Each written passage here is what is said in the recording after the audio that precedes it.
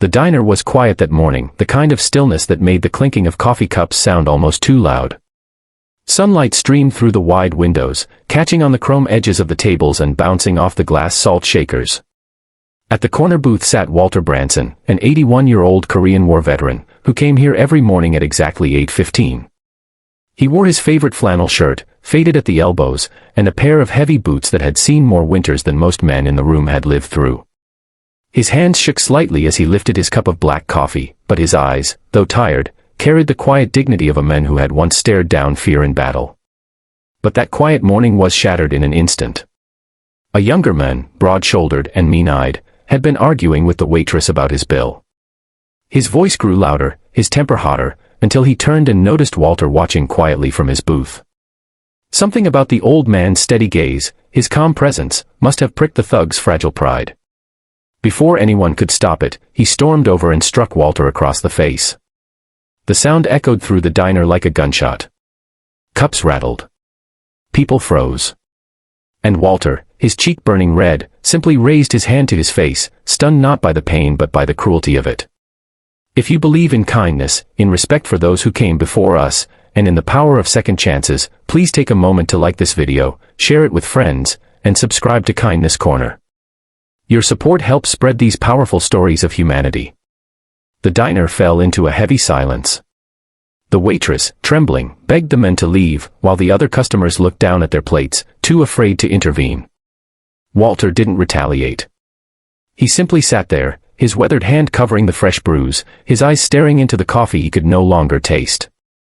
He wasn't afraid for himself, he had endured far worse, but his heart ached at the state of the world, at how quickly respect seemed to vanish in the face of arrogance. Minutes turned into an hour. Walter stayed at his booth, partly because his legs felt too heavy to carry him out, and partly because he had nowhere else to be. The diner was his refuge, the place where he was known simply as Mr. Branson, the polite old man who always tipped generously, even when his pension was thin. Now, even that sanctuary had been tainted by violence. But then the bell above the diner's door jingled, and in walked a group of men whose very presence shifted the atmosphere. Leather vests stitched with bold insignias, tattoos winding down muscled arms, boots that hit the floor with certainty, they were members of the Hells Angels. At their center walked a man taller than the rest, his gray-streaked beard giving him an air of authority. His eyes scanned the room until they landed on Walter. And in that moment, a ripple of recognition passed through the old man's tired expression. The leader of the group was Thomas Branson, Walter's son. The thug who had struck Walter was still in the diner, smugly chatting with a friend near the counter, unaware of what was about to unfold. But Thomas saw the bruise on his father's face instantly, and his jaw clenched. The other bikers noticed too. The room held its breath, unsure whether violence would erupt again. But Thomas didn't charge forward.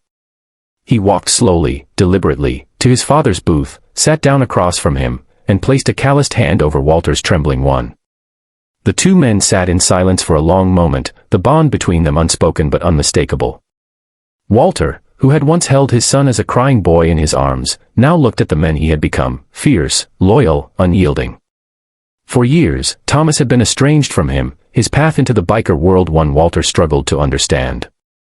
But here, in this diner, the years of distance didn't matter. Blood did. The thug finally noticed the newcomers and laughed. "What, you need your gang to protect you, old man," he sneered, standing up and puffing out his chest. The room tensed again, but Thomas remained seated, his gaze steady as stone. The other bikers stood behind him, silent, their presence enough to make even the bravest man reconsider his actions. Then Thomas spoke, his voice low but firm, every syllable dripping with authority. "That man you laid your hand on is my father. He's an 81-year-old veteran who gave more for this country than you ever will. And you thought it was tough to slap him." The thug's grin faltered. Suddenly, the weight of the room pressed down on him, the stares of the customers, the silence of the bikers, the quiet strength of the old man he had struck. Thomas didn't raise his fist. He didn't need to. His words alone carried a force greater than any punch. Slowly, the thug backed away, muttering something under his breath, before fleeing out the diner's door. No one followed him. There was no need. His shame would follow him farther than any man could. Walter finally exhaled, the tension leaving his body. For the first time that morning, he allowed himself a small, weary smile. His son had defended him, not with violence, but with loyalty and respect. The bond that had been strained for so many years seemed to heal in that simple act. The waitress brought fresh coffee for the table, her hands still shaking, and quietly thanked Thomas and the others. Around the diner, customers began to murmur, the fear lifting as though sunlight had broken through heavy clouds. Some even approached Walter to offer words of respect, ashamed they hadn't acted sooner. Walter looked at his son, his voice raspy but steady as he said, "I fought battles long ago, Thomas. But nothing compares to the fight of keeping your family close." Thomas nodded, emotion flickering in his tough exterior. For all the years they had drifted apart, this moment had reminded them both of what truly mattered. From that day forward, the diner became more than a place for breakfast. It became a symbol of reconciliation. Walter and Thomas would meet there often, sometimes joined by Thomas's biker brothers, who treated the veteran with a reverence he had never asked for but deeply appreciated. And every time Walter entered, people remembered that morning, when a thug's cruelty was silenced not by fists, but by the quiet power of family and respect.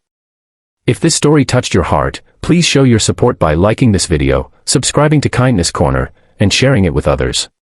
These stories remind us that no matter how broken the world feels, acts of love and loyalty can mend what's been lost.